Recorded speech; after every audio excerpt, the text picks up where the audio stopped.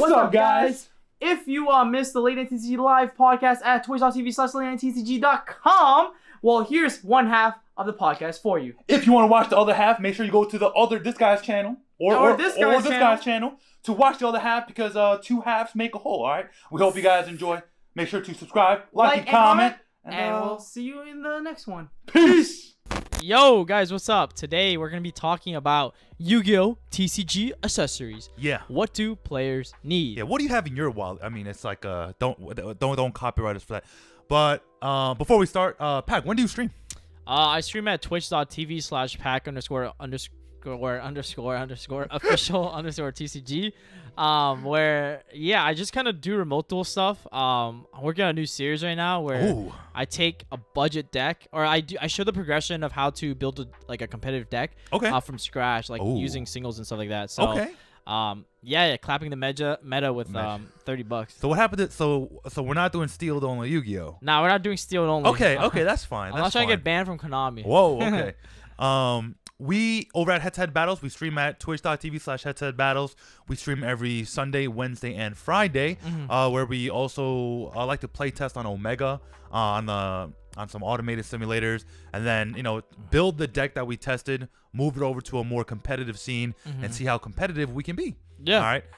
And guys, if you guys don't know, we both have our individual YouTube channels. Yeah. So if you guys are not subscribed to our YouTube channels, go ahead and click that big red old button and the bell next to it. All right. Exactly. So we'll jump right into today's topic. Okay. So guys, what when we think about the TCG accessory space, right?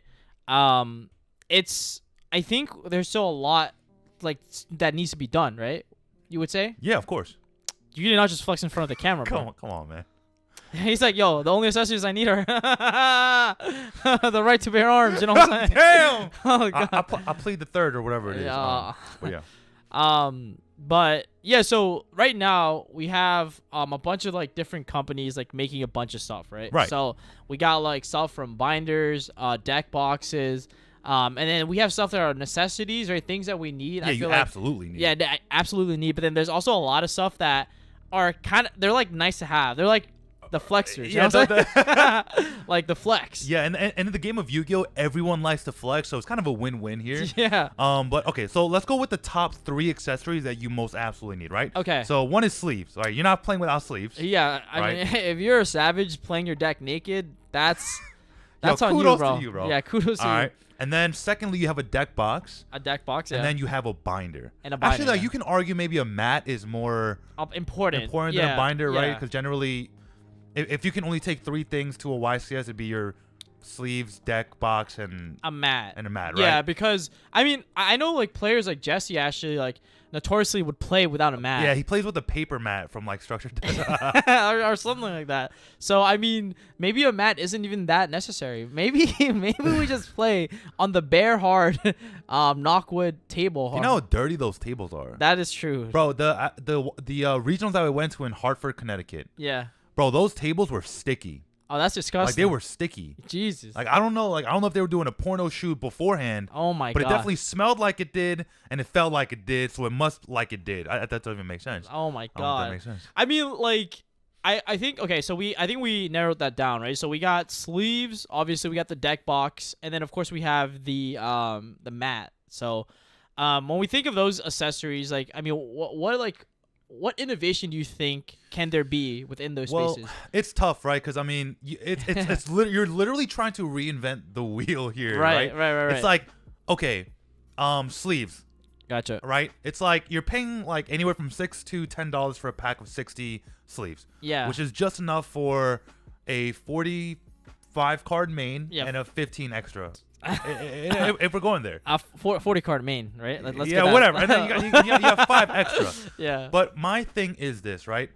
It's like, how do you make it better other than change the material? Yeah. And then at the end of the day, what is the best material? Right. Do we have a chemist chilling somewhere? Yeah. Like, yo, PVC is no good for cards. Right. Where do you draw the line on a necessity and a want? Right. Because I think when I first started, I remember buying some crazy cheap ass sleeves that were actually meant for Magic, and like my cards were like I remember my solid deck, right? Was actually in sleeves that were meant for double sleeving.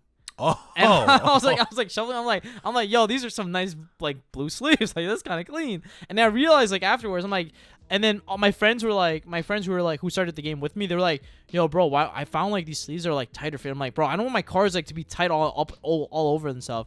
And then I realized, oh, I've been using the wrong sleeves. But then eventually I came to realize, you know, like I think sleeves has really evolved ever since Konami has introduced double sleeving. Yeah. Now it Recently. became like people are buying more and more expensive sleeves to like cover their main deck with, right? So it's like really interesting how like before people would just like, you know, buy like just some dragon shields, or they'll just buy like whatever, like a nice quality like in the current environment, and then they'll just be like, okay, whatever. But now people are like double sleeving. Yeah, and here's the thing, right? Like there was a whole double sleeve, like outer sleeve buyout that happened, which was like, I was like, God, fucking Yu-Gi-Oh players, bro. Like it's only us too. Like no other TCG does this. But it's like, though, even with the whole outer sleeves, it's like technically speaking, there's no such thing as special outer sleeves. Like even the KMC character guards, which are very, very popular, are just technically sleeves, are just standard size sleeves. Yeah. There's nothing special about them other than the fact they do cater to Yu-Gi-Oh specifically because we can't use cards that have art or hollow foil on the front of the card. On the front of the card, so technically, if you look at it that way, it is a Yu-Gi-Oh centric sleeve.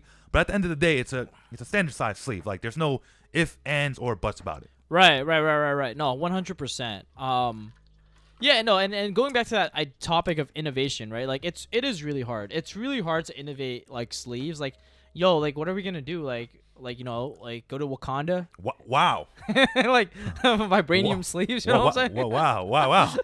Welcome to Wakanda. Welcome to Wakanda. And then we just like go grab some like these sleeves are just like freaking immune to like everything, bro. Like fire, wind, earth, water. Everything changed when the Fire Nation attacked. Exactly. No, but here's the thing, right? Every sleeve has their pros and cons, but it's not like if there's anyone in the comment section that knows how these sleeves are made, let me know. Let the people know, and I'll let you know. Sleeves are made for like a couple cents per sleeve, right? Yeah. So if you really think about it, what you're paying for is the brand name. And if there's custom art on it, you're paying for the custom art. Yeah. But at the same time, like most sleeves are made of the same material. Yeah. Which is PVC free, polypropylene or something like that. Yeah. It's some chemical name. I'm not a chemist, all right. But most sleeves are made from that material, and even the KMC character guards are made from a very similar material. Yeah. But just the carbons are in another chain, like just chemically, as opposed to just regular PP. But I understood nothing from that. Yeah. So we need to translate that to English. But no, like, look, I from what I understand, it seems that like these sleeves are pretty much all the same. Right. And like the ability to innovate, I think we need to like legit open up an R&D lab and like start just researching like sleeves. You know what I'm saying? Like that sounds insane. Someone's already done that for us. But hey, if you want this R&D lab to exist, make sure you comment down below, subscribe, and like this video. Oh, exactly. No, but again, like all sleeves are the same. Like so, like what I want to say is all sleeves are the same. Okay. Like it's almost a what do you call it? What do you call it when you eat a sugar pill but it cures you of? It's a placebo. It's a placebo effect. Again, let me reiterate myself. Most sleeves are made of the same exact material, right? Yeah. It's a placebo effect. When people are like, "Yo, KMC White, fucking amazing, bro," it's the same shit as the katanas. Yeah. It's pretty much the same shit as Dragon Shields. The one innovation that Dragon Shield did make. Yeah. If you re-sleeve an entire deck of Dragon Shields and you look at the bottom of your deck, you notice that the bottoms of the sleeves are a micron thicker. Do you know why? It's to prevent cards from slipping out of your sleeves. Oh. That's why when you play with KMCs, you know why all the cards move up? Yeah. It's because they didn't do that one thing that Dragon Shield did. That's why I'm a big fan of Dragon Shield, because I hate when cards peek out of the sleeves. That you're just asking for it to be damaged. Yeah, when I use those KMC sleeves, like my cards would pop up, and all of a sudden, like my ulti's bent in half. What? I was like, yo, why does my ulti like duality keeps popping up? Like, yo, what's good? What's good, yo? I just keep drawing it. Yeah. I don't know why, bro. I just keep drawing it, bro. Yo, I see a spear mode too. It's just insane. Oh my goodness. Yeah, but but yeah, on the topic of sleeves again, just pick whatever you like the best, and whatever the shuffle feel is. Because depending on how they seal the sleeve, the shuffle feel is a bit different, and that's why Konami sleeves, the Konami stamped sleeves, those are actually the worst quality sleeves you can buy. Really? That's why all the edges fray and they pull apart mad easy. Yeah, like all the official art Konami sleeves are like terrible. That's why I remember not double sleeving my Gear Freed ones that I got from like the OCG. Yeah. And bro, they're like bent over, like they're legit like frailing on the side, like the art is like peeling off. Yeah. And then the same thing with my Uriah one that Cody gave to me. Those are also like peeling off. So like it's because I didn't double sleeve them when I used it. And like I always like shuffle it, and then I was just like a madman. I did it like straight like raw, like no double sleeve. Yo, someone clip that out of context. Thank you. But yeah, like Konami sleeves are like the cheapest sleeves that you can actually buy. Like they're just like half a step above penny sleeves. And then if we can like put it into a tier list, right? There's only 3 tiers, right? It's like just tier 1, tier 2, tier 3. Yeah, but I don't think penny sleeves are even real sleeves. They're not. They're like meant to like for you to like. I don't even know what they're meant for. They're meant for like shipping. I feel like shipping cards and selling cards, they're better for that. Yeah, but I mean, but again, like that's a testament to me saying Konami official sleeves are only a half step better than those. Yeah. So like that is huge, and like that's something like you have to know as a player. Don't just blindly be like, oh fucking KMC's best. Like don't blindly walk into it like that. You know what I'm saying? Yeah. 100%. I mean, like right now, like I know, like I've been, like I actually bought some like Konami OCG sleeves. Oh, did you? Yeah. I bought the Shadol Fusion one. They feel terrible. Yo, no, bro, they feel amazing.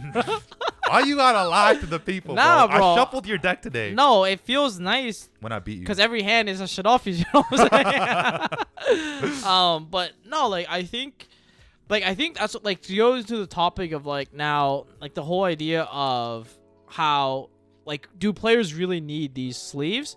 It's now more of the fact that like people buy these sleeves to like flex, you know what I'm saying? Like, exactly. Like having like really nice artwork main deck sleeves, and then double sleeve those, like just looks so clean. It does. No, it really does. No, it does. I think there's like definitely still an appeal to it, because I think like even though they're not like the greatest quality, the fact that we are now allowed to double sleeve lets us play those sleeves and make like they last forever now, basically. Exactly. Yep. So there's also that component that that double layer of protection that we never had previously, right? So exactly. And the way you're supposed to double sleeve, at least what actually, did we double sleeve the same way? Nah, we double sleeve the opposite way. Yeah.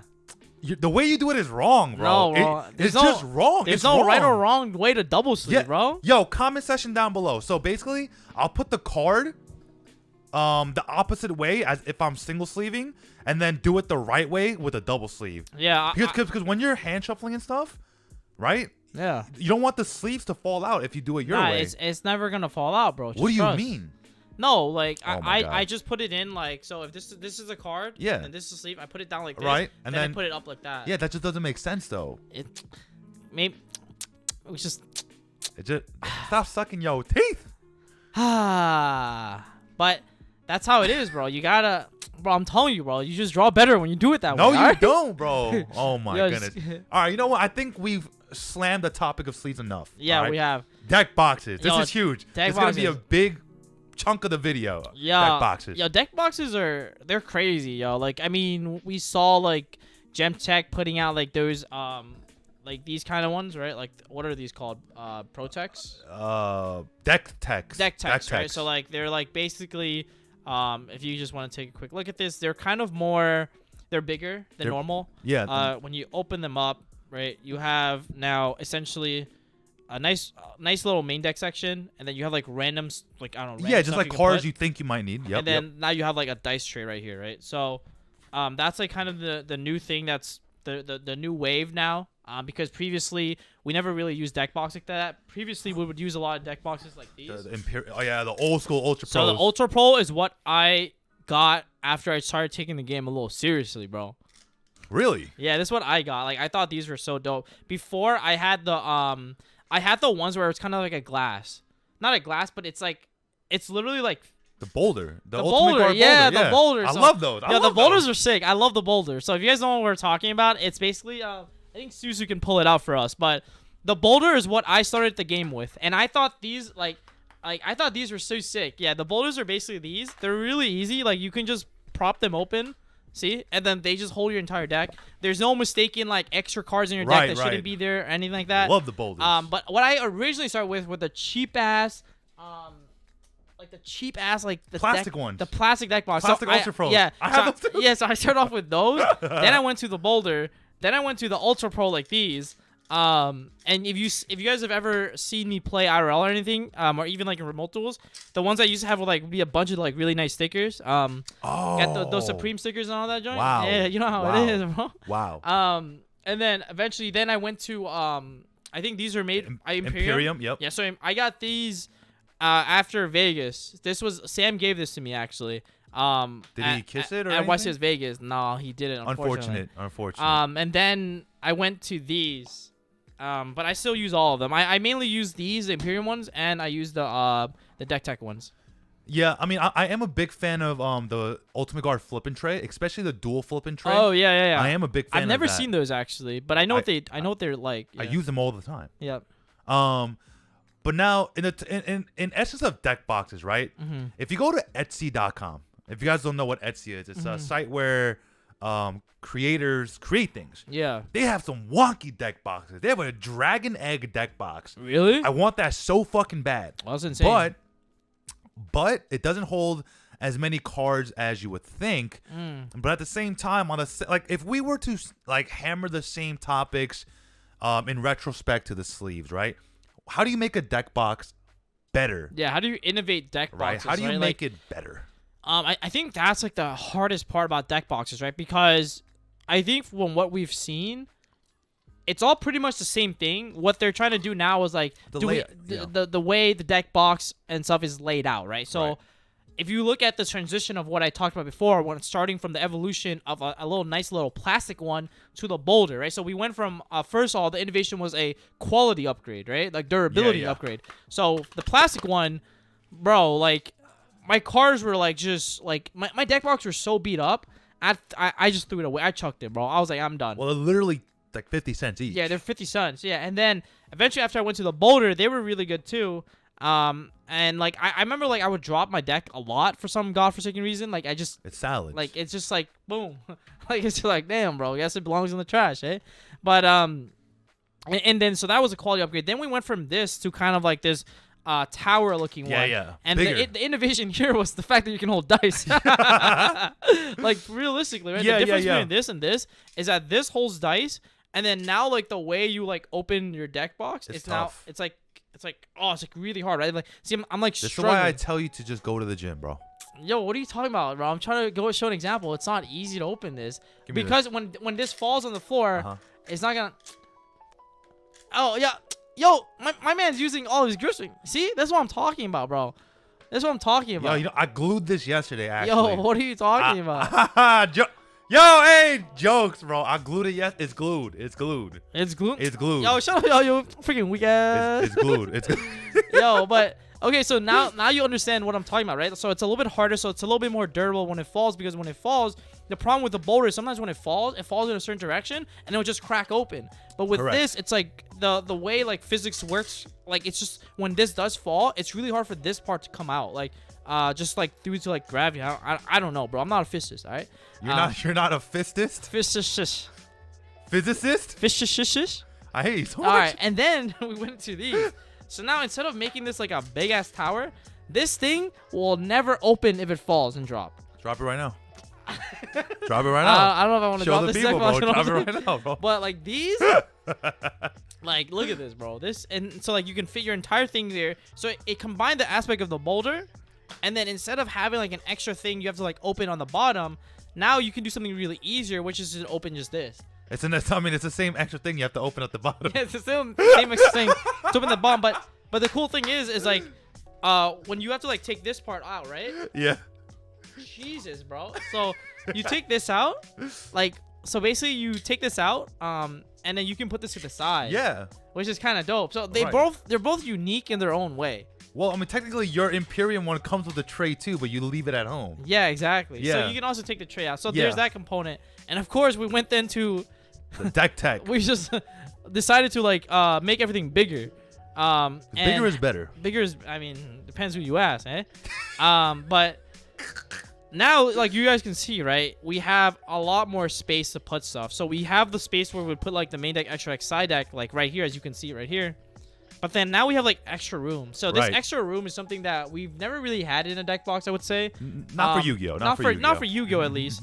So now that we have extra space for Yu-Gi-Oh, like you can put in cards like you might tech in, all that good stuff. So there's a lot more space.